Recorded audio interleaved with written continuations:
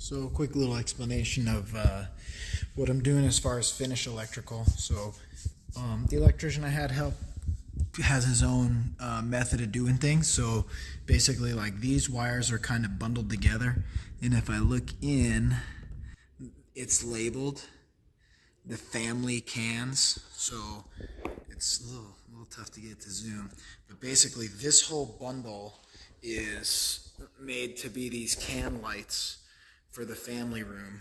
But if you look, there's an extra black hot wire in there. So that tells me that this is a three-way switch. So, like, here's a typical two-way switch. That would be one hot, one neutral, and then the ground. But, like, this is another example of a three-way switch. And this one is for, well, actually, I can't tell exactly what it is. It's not for that one. But basically, with the two hots, the way he does stuff that's pretty smart is the one that wraps around all the other wires, that one's basically going to be the real power wire, you could say. So I know that that wire is going to go to my black screw, and then the two travelers are going to be the black and the white that are not wound around. So it's a pretty smart idea. For that reason, I'm not going to bring them back out.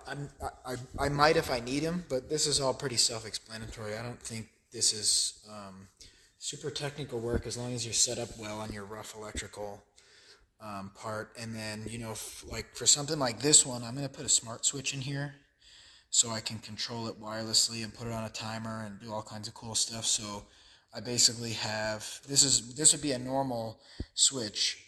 These are labeled. This red one goes to the fan light, and then actually that's to the patio light. PLT is the patio light. So this is going to be the load. This is going to be the line. And then on a smart switch, you need a neutral because the switch is actually going to be powered.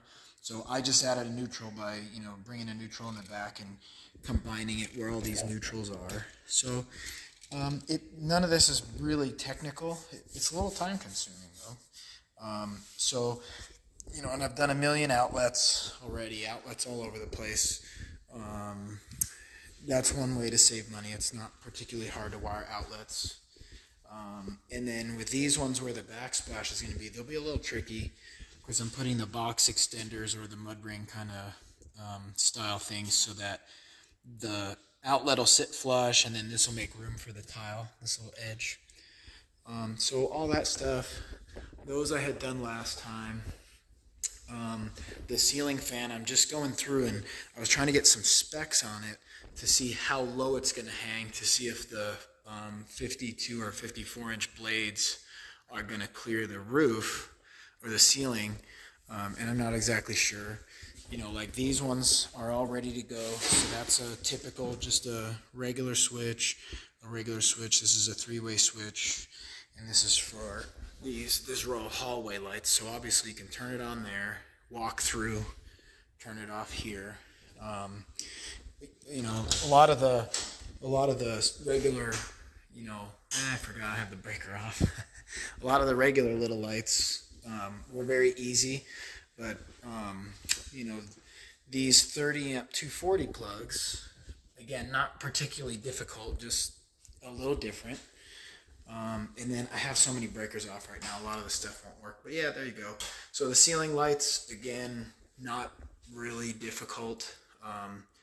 Just making the connections inside the wall box and then making sure they're going to sit level and everything is cool. Same like the fan.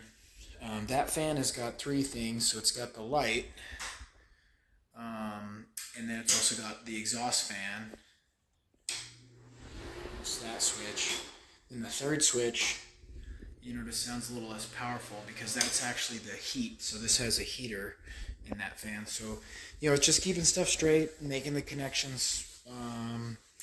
So I'm going to save some right there by doing all that myself. And then, of course, you got to make sure your stuff is powered off. I find this one's just so nice and easy. I have a regular meter downstairs, but This is fast. I power it up and instantly I can tell if an outlet's powered up or powered down. So that one would be not safe to work on. So, not real technical, not meant to be a how-to electrical video, just, I guess, some encouragement on ways to save money. This stuff's not really that hard. And same, I got that fan lead pulled down because I have to figure out if I'm going to need to get an extension rod. So I'm going to leave that wire really long. And then if I do need an extension rod, I'll have to order it in because it doesn't come with one. So that type of stuff, there's a lot. There's a lot of electrical in this small area, but like this box being a 4-gang, it'll take me a little time to figure out exactly what's what. It looks like a lot of these are 3-way switches.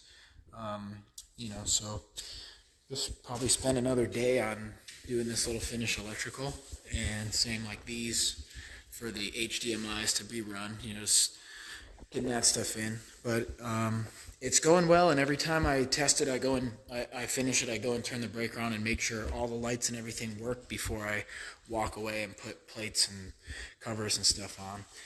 So that's what's happening right now. So here's what I meant by that smart switch. You can see more basic switches, and this one's big and chunky, and it's got some special logos about Z-Wave and whatnot down there.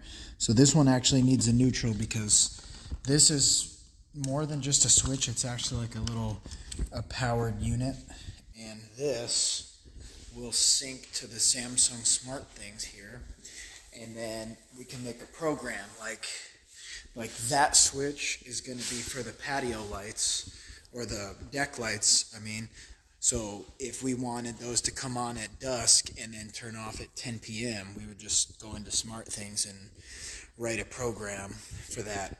Part of the big reason I want that on the deck lights, the patio lights below, the garage lights, and the shop lights way on the other side of the building is with one button, on the Smart app, we can turn all those on. So that way, if we're planning to do something outside or take the dog out, just with one press of the app, boom, we'll have the whole perimeter lit up, because there's a lot of coyotes and problem predators around here. So if it is evening and want to go outside, boom, just light everything up and then real quickly turn it right back off, or just program it to come on at dusk and turn off at several hours later, if especially in the winter when we're in the routine of it gets dark before 5 o'clock. It's dark at 4:30. We might want to at least have some lights on until 7 p.m. or so. So that's why I'm definitely, each smart switch though is about $30 to $50, whereas each one of these is about $4 or $5. So we don't want to put smart switches on everything, but we definitely want it on the perimeter lights. And same, that smart switch over there is for the whole house fan, so we can program that based on temperatures or time or whatever. So continue, Amos.